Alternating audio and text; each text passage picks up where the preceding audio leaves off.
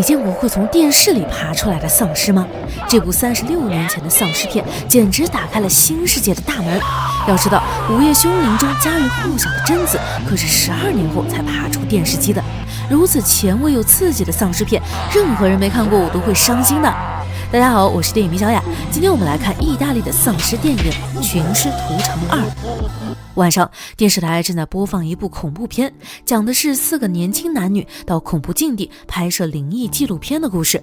没走多远，他们在地上找到一截锋利的长指甲，猜测很可能是从恶魔身上掉下来的。这一发现让大家兴奋不已。在继续探险的途中，长发妹不小心被锋利的墙壁割伤手指，问题不大，大家并没有把这件事儿放在心上。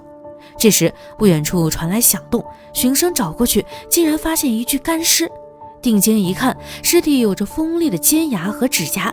根据这些特征，他们断定这就是恶魔。负责摄影的妹子打算来一张合影，纪念这激动人心的时刻。然而拍照时，长发妹的伤口却开始流血，鲜红的血液滴进了干尸的嘴巴。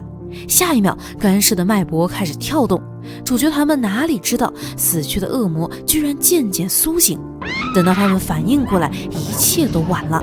面目狰狞的恶魔沉睡多年，醒来的第一件事当然是疯狂捕杀猎物。坐在电视机前的短发妹正投入地看着这部电影，但很快诡异的一幕出现了。电影里的恶魔转过头，猩红的眼睛恶狠狠地盯着短发妹。恶魔慢慢走了过来，此时的短发妹只觉得电影吓人手法特别高级，殊不知死神已经在来的路上。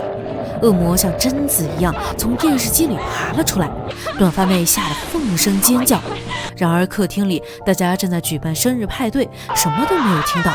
被恶魔附体的短发妹缓缓走向派对人群中，不料刚吹完生日蜡烛，短发妹就开始变异，众人仓皇逃跑，然而房门紧闭，怎么也打不开。这下没人能逃出恶魔的手掌心了。可怕的病毒在人群中迅速传播，短发妹身体里的血液不断流出，渗透地板滴到楼下。只要是和血液有过接触的人都会变成恐怖的丧尸，就连狗都逃不掉。尸变后咬死了女主人。很快，派对上尸变的人们齐刷刷冲出了短发妹的家。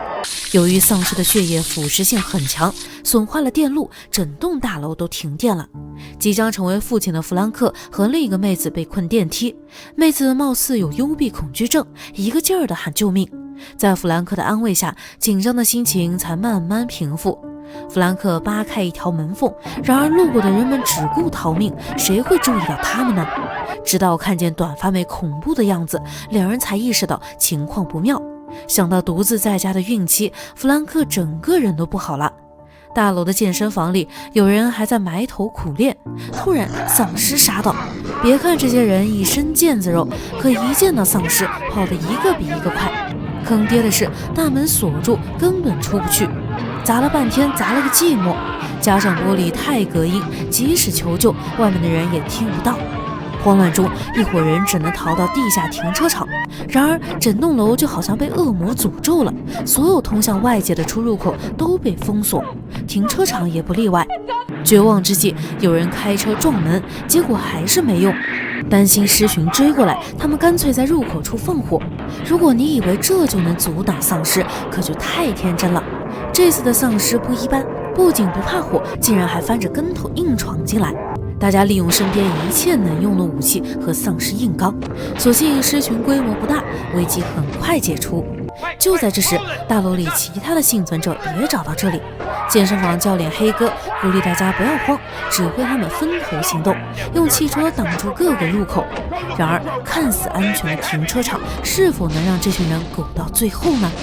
另一边，弗兰克的妻子汉娜安心在家养胎，虽然外面吵闹了半天，但并没有引起她的注意。直到屋外传来孩子的求救声，在母爱的作用下，汉娜纠结过后开了门。不料求助的小孩已经尸变，她一个劲儿往里面钻，担心动了胎气，汉娜不敢用全力，结果被小孩钻了进来。两人在房间里你追我逃，汉娜跑到厨房，拿起水果刀防身，没想到的是，丧尸小孩突然倒在地上，身体一阵抽搐后没了动静。可没等汉娜放松下来，更恐怖的事情发生了。一个张着血盆大口的怪物从丧尸小孩的肚子里钻了出来。见状，汉娜赶紧躲进卫生间，将门反锁。不料怪物也蹦跶着跟了过去，见房门关着，直接拆掉。汉娜又将毛巾盖到怪物身上，以此遮挡他的视线。结果一阵吱哇乱叫后，毛巾也被怪物拆成了线头。躲在衣橱里的汉娜还是暴露了行踪，双方开始极限拉扯。话说汉娜的丈夫弗兰克现在又怎么样了呢？原本保安终于发现他们，结果刚刚开始救援，保安就被丧尸一爪子挠死。不出所料，没过多久，保安也变成了丧尸。和弗兰克困在一起的妹子不幸被丧尸抓伤，等不到救援，弗兰克决定自救。他来到电梯顶部，准备顺着电梯绳爬上顶楼。起初，弗兰克并没有抛弃一起的妹子。正当他爬出电梯向妹子伸以援手时，妹子突然尸变了，弗兰克只好赶紧开溜。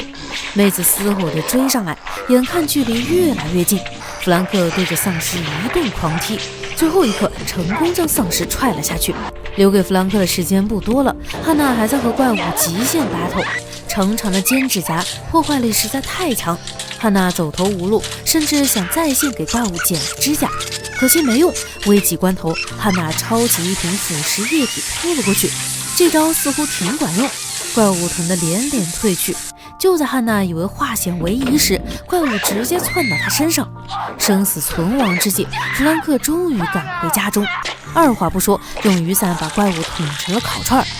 回到停车场这边，人群中出现了一名感染者，看着尸变的女人，尽管她还没有完全丧失理智，可为了控制场面，黑哥不得不开枪将女人送走。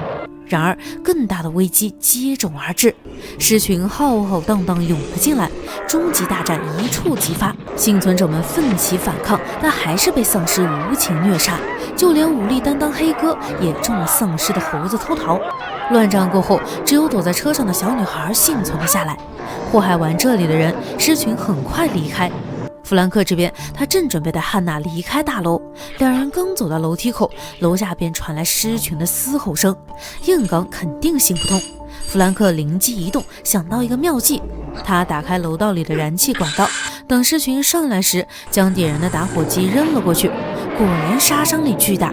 在逃往顶楼的途中，弗兰克还偶遇一对小情侣，就叫他们酱油哥和酱油妹吧。